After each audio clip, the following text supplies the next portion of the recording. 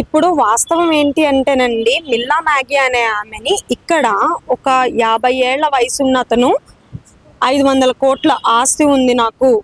So, నన్ను entertain చెయ్యి అని చెప్పేసి ఆమెకి చెప్పడం జరిగింది. అండ్ రౌండ్స్ అన్నీ కూడా స్విమ్ సూట్‌లోనే ఉంటూ ఇదంతా చేయాలని చెప్పి ఆమె అయితే చెప్పింది. ఇప్పుడు ఒకవేళ ఆమెకి నిజంగా మీరు ఇక్కడ అంత సాధికారత, మహిళా సాధికారత అది ఇది అని మాట్లాడుతున్నారు కదా! నిజంగా అలాంటిది ఏదైనా ఉండుంటే ఆమె అక్కడికెళ్ళి ఆళ్ళ దేశం ఎళ్లి మాట్లాడవలసిన, గొంతు విప్పవలసిన అవసరం ఏంటి? ఇక్కడే ఆ స్వేచ్ఛ మీరెందుకు కల్పించలేకపోయారు? నిజంగా అంత ఫ్రీడమ్ ఉంటే. ఇక్కడ వచ్చిన కంటెస్టెంట్‌కి ఏంటంటే, మేమిక్కడ మా సానుభూతి తెలియజేస్తున్నామండి. ఎందుకంటే, పాపం వాళ్ళ శరీరాల్ని వీళ్ళకి కావాల్సినట్టు తయారు చేసి, వాటిని ఎగ్జిబిట్ చేసి, వాటిని వీళ్ళకి కావాల్సినట్టు పాలిష్ చేసి, వీళ్ళని ఎంటర్‌టైన్ చేయడానికి సో కాల్డ్ డబ్బున్న ఈ ప్రముఖులు ఎవరైతే ఉన్నారో వీళ్ళని ఎంటర్‌టైన్ చేయడం కోసం అని చెప్పేసి ఆడవాళ్ళ శరీరాలని ఉపయోగించడం అనేది జరిగింది. సో, అమ్మాయి ఎంత అన్‌కంఫర్టబుల్‌గా ఫీల్ అయితే, ఎంత సఫోకేటింగ్‌గా ఫీల్ అయితే, ఇక్కడ నుంచి కనీసం ఇక్కడ కారణం చెప్పి నోరు విప్పి మాట్లాడే పరిస్థితి కూడా లేక ఒక వంక చెప్పుకొని వాళ్ళ దేశానికి వెళ్ళిపోయి అక్కడ అతిపెద్ద సంస్థ, మీడియా సంస్థ సన్‌తో మాట్లాడింది. అంత అవసరం లేదు కదా! ఏమీ జరగకుండా ఒక ఆడది ఊరికే అబాండాలు ఎవరి మీద వేయదండి, ఏ విషయం లేకుండా. అండ్ ఇదే కారణం మీద మేము ఇప్పుడు కాదు, మిస్ వరల్డ్ అందాల పోటీలు ఇండియాలో కండక్ట్ చేస్తారు అని అన్న మొదటి రోజు నుంచే, ఆ విషయం తెలిసిన మొదటి రోజు నుంచే, పోటీలు స్టార్ట్ అవ్వక ముందు నుంచే మేము ప్రొటెస్ట్ చేస్తున్నాం. మీకు తెలిసిన విషయమే అది. పలుమార్లు పలు ర్యాలీలు చేశాము, రౌండ్ టేబుల్ కాన్ఫరెన్సులు చేశాము, ధర్నాలు చేశాము. ఇవన్నీ చేస్తుంటే మా నోరు నొక్కే ప్రయత్నంగా ఆడవాళ్ళను కూడా లేకుండా మొత్తం POWNT మహిళా సంఘాల నాయకులందరిళ్ళకి 10 మంది కానిస్టేబుల్స్ని పంపించింది గవర్నమెంట్. అసలు ఒక 5-6 రోజుల పాటు అయితే ఇళ్లలోంచి బయటికి వచ్చి పాల ప్యాకెట్ తీసుకునే పరిస్థితి కూడా లేని పరిస్థితి అండి. కనీసం నువ్వు ఉండాలి కదా. ఇక్కడ ఉన్న నీ ఆడపడుచులకి, తెలంగాణ ఆడపడుచులనేమో నువ్వు అరెస్ట్ చేపిస్తున్నావు, ఇళ్లలో నిర్బంధం చేపిస్తున్నావు, ఎగనెస్ట్గా మాట్లాడనివ్వట్లేదు. బయట నుంచేమో అందాల భామలను తీసుకొచ్చి ఇక్కడ లీడర్స్ని ఎంటర్‌టైన్ చేయాలంట. ఇదేమన్నా కొంచెమన్నా ఇంగితం ఉన్నటువంటి పనా అండి? అండ్ ఇంకొకటి, సరే ఇంత ఖర్చు పెట్టారు, పోనీ నువ్వు ఇక్కడ తెలంగాణలో పథకాలకి డబ్బులు లేవు, ఉద్యోగస్తుల జీతాలు పెంచడానికి డబ్బులు లేవు, పెన్షన్లు ఇవ్వడానికి డబ్బులు లేవు, బస్సులు నడిపించడానికి డబ్బులు లేవు, ఈ ఏటికి డబ్బులు లేవు, పథకాలకు డబ్బులు లేవు.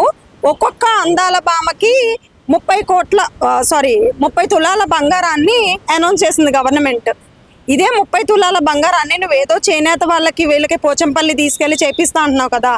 ఈ డబ్బులేవో అక్కడ ఖర్చు పెడితే నిజంగానే తెలంగాణ డబ్బులు ఉత్పత్తి చేసి ఉండేది కదా ఈ చేనేత రంగంలో కూడా. ఈ డబ్బులు అఫీషియల్ లెక్కల ప్రకారం ఏమో 30 కోట్లు అని చెప్తున్నారు.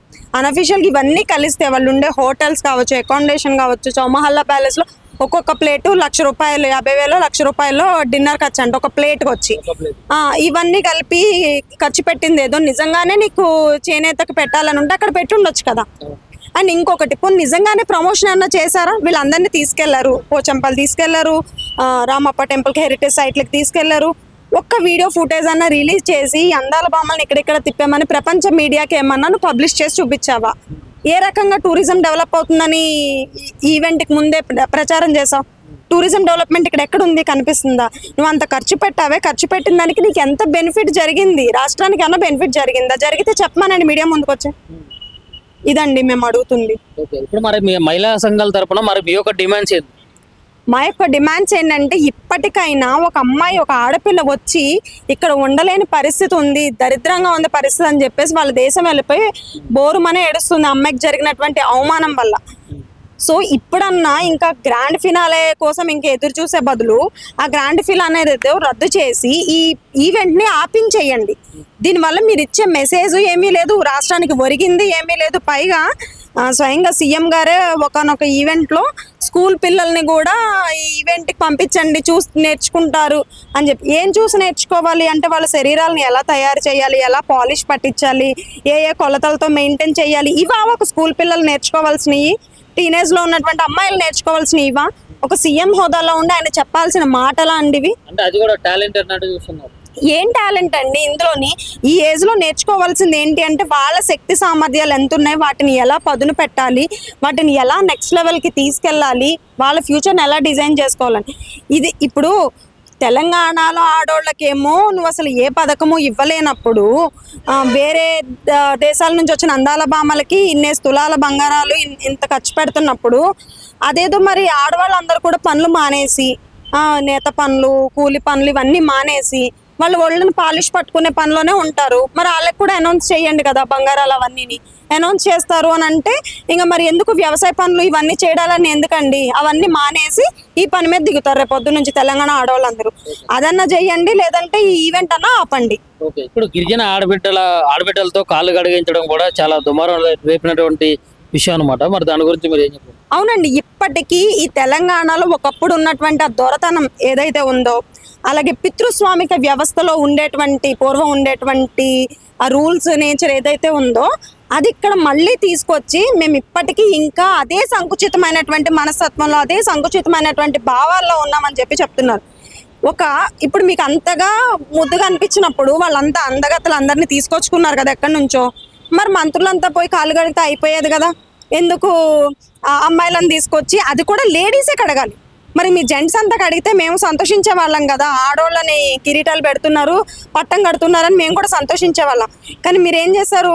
ఆడోళ్ళని తీసుకొచ్చి, గిరిజన అమ్మాయిలను తీసుకొచ్చి వాళ్ళ చేత కాళ్ళు కడిగించావు. అంటే నువ్వు ఇక్కడ ఎవరిని అందలం ఎక్కిస్తున్నావు, ఎవరిని నీ సొంత తెలంగాణ ఇంటి ఆడపడుచుల్ని ఎంత నీచంగా చూస్తున్నావు అనేటువంటి దానికి ఇది ఒక ఎగ్జాంపుల్ అనమాట. ఇలాంటి ధోరణులు, ఇలాంటి ఇవే మానుకోమని చెప్పి ఒక రాష్ట్ర ప్రభుత్వమే కాదు, ఇక్కడ కేంద్ర ప్రభుత్వం కూడా సమాధానం చెప్పాల్సిన అవసరం ఉంది. ఈవెంట్ మీద స్పందించాల్సిన అవసరం ఉంది. బికాస్ హైదరాబాద్ మొత్తం సిటీ అంతా చూస్తే హోర్డింగ్స్ పెట్టారు కదా పెద్ద పెద్దగా, world discovers the beauty of Telangana అని చెప్పి. ఈవేళ వరల్డ్ ఏం డిస్కవర్ చేసింది? అందరు తెలంగాణ గురించి మాట్లాడుతున్నారు. ఆ తెలంగాణ ఏం అభివృద్ధి అండి? అదే ఏం చేశారో చెప్పండి అంటున్నాం కదా మేము కూడా. ఏంటా అభివృద్ధి? ఇన్ని కోట్లు ఖర్చు పెట్టడం వల్ల, మిస్ వరల్డ్ ఈవెంట్ ఇక్కడ జరపడం వల్ల మన తెలంగాణకి ఏం కలిసి వచ్చింది రిలీజ్ చేయండి కదా, మేము కూడా తెలుసుకుంటాం. పబ్లిక్ తెలుసుకుంటారు కదా ఏంటో కలిసి వచ్చింది, సంతోషిస్తాం మేము కూడా.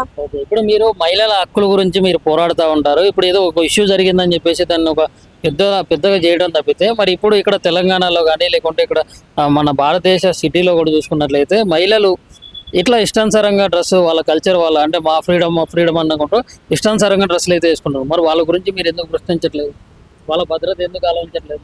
ఇప్పుడు చూడండి, ఇక్కడ మేము ఇష్టానుసారంగా డ్రెస్సింగ్ చేసుకుంటాం మీద మేము పోరాడట్లేదు. ఇక్కడ ఏంటంటే ఎవరికి వాళ్ళకి వ్యక్తిగతంగా స్వేచ్ఛ అనేటువంటిది ఉంటుంది. వాళ్ళు వేసుకున్న బట్టల మీద కాదు మా పోరాటం. వాళ్ళు అక్కడ చేస్తున్నటువంటి ఒక మిస్ వరల్డ్ అనేటువంటి ఈవెంట్ని చూపిస్తూ, వాళ్ళు ఆల్రెడీ ఇప్పుడు మిస్ వరల్డ్ ఈవెంట్కి వచ్చినటువంటి వాళ్ళందరూ ఎవరంటే ఏదో ఒక చోట ఏదో ఒక ఎక్స్ప్లాయిటేషన్కి గురై వచ్చినటువంటి వాళ్ళు. ఈ పితృస్వామిక వ్యవస్థ వల్ల, మేల్ ఈగో వల్ల చాలా పడ్డవాళ్ళు అండ్ సొసైటీకి ఏదో చెయ్యాలి, చెప్పాలి అనేటువంటి దీంతో వాళ్ళు వచ్చి ఇక్కడ తీరా ఏం చేస్తున్నారు? మళ్ళీ ఇక్కడ కూడా మాకు మగాళ్ళ వల్ల ఇది జరిగింది అని చెప్పేసి ఇక్కడ నుంచి వెళ్ళిపోతున్నారు. అండ్ వీళ్ళు మిస్ వరల్డ్ అయిన తర్వాత మళ్ళీ ఆల్రెడీ వాళ్ళు అక్కడ ఎక్స్ప్లాయిటేషన్ ఫేస్ చేసి వచ్చి వాళ్ళ బాడీస్ని మళ్ళీ మగాళ్ళని చూడండి అని చెప్పి ఎంటర్టైన్మెంట్ ఈవెంట్లన్నీ కండక్ట్ చేసుకుని వాటిలో దిగి మళ్ళీ వీళ్ళు రేపొద్దునంట ఫ్యూచర్ జనరేషన్స్కి దీని మీద చూపిస్తారంట. ఏది? ఇలాంటి అమ్మాయిలకి అగెనెస్ట్గా జరిగే వాటికి వీళ్ళు అడ్డు నిలుస్తారంట. రేపొద్దున్న కాబోయే miss world beauty with the purpose అన్నారు కదా, సో చూపిస్తారంట. అలా ఎలా వీలవుతుందండి? వాళ్ళు ఆల్రెడీ ఒక ఎక్స్ప్లాయిటేషన్ ఫేస్ చేసి వచ్చినప్పుడు నువ్వు నిజంగా సర్వీస్ చేయాలనుకుంటే, నిజంగా అమ్మాయిలను కాపాడాలనుకుంటే దానికి తగ్గ వేరే ఇంకా ఎన్నో ప్లాట్ఫామ్స్ ఉన్నాయి. ఇప్పుడు మలాలా యూసఫ్జాయ్ ఉంది. ఆ అమ్మాయి కూడా ఎక్స్ప్లాయిటేషన్ని, ఒక రకమైనటువంటి హింసను ఫేస్ చేసింది. కానీ ఆ అమ్మాయి ప్రపంచ శాంతిని కోరుకుంది, నోబెల్ అవార్డు గెలుచుకుంది. ఓకేనా? సో అలా నువ్వు ఎన్నో వేదికల మీద అమ్మాయిలని కాపాడొచ్చు. అంతేగాని నువ్వు మళ్ళీ నేను ఒకటి ఫేస్ చేశానని చెప్పి నువ్వు మళ్ళీ నీ బాడీని ఎక్స్పోజ్ చేసుకుంటూ వచ్చి దీంతో మళ్ళీ ఇక్కడ నీకు అన్యాయం జరిగిందని చెప్పుకుంటూ మళ్ళీ నెక్స్ట్ జనరేషన్స్ కి మేము ఏదో కాపాడతామంటే వీళ్ళ కాపాడేది. ఈ కాంగ్రెస్ ప్రభుత్వంలో మరి మహిళల భద్రత పైన మీ అభిప్రాయం ఏంటి? అసలు మహిళలకు ఆ భద్రతే ఉంటే ఈవేళ మేము ఈ మీటింగ్ పెట్టుకున్న వాళ్ళం కాదు, దీని గురించి ఇలా మాట్లాడే వాళ్ళం కాదండి. 4% మ్యారిటల్ రేప్స్, ఇక్కడ హత్య కేసులు ఇవన్నీ ఎన్ని పెరిగిపోతున్నాయి. అత్యాచారాలు తెలంగాణలోనే, ఎక్కడో అక్కర్లేదు. మీకు వైటల్ స్టాటిస్టిక్స్ కూడా మీ వీడియో ఎండింగ్లో నేను ప్రొడ్యూస్ చేస్తాను మీకు. సో ఇన్ని రకాలుగా గృహహింసల కేసులు పెరిగిపోతున్నాయి, మహిళల రేపులు పెరిగిపోతున్నాయి. ఆడపిల్ల ఇంటి నుంచి బయటకు వెళ్తే ఒక హైదరాబాద్ సిటీలోనే అసలు అంత భద్రతగా మళ్ళీ తిరిగి ఇంటికి వస్తుంది అనేటువంటి పరిస్థితులు లేవు. ఈ నేపథ్యంలో ఆడపిల్లలకి నువ్వేమైనా చెయ్యగలిగితే నిజంగా వాళ్ళని ప్రొటెక్ట్ చేయి. మాకు సేఫ్టీ కావాలి, స్విమ్ సూట్స్ వద్దు, ఇది మా నినాదం. మేము అడుగుతుంది ఇది.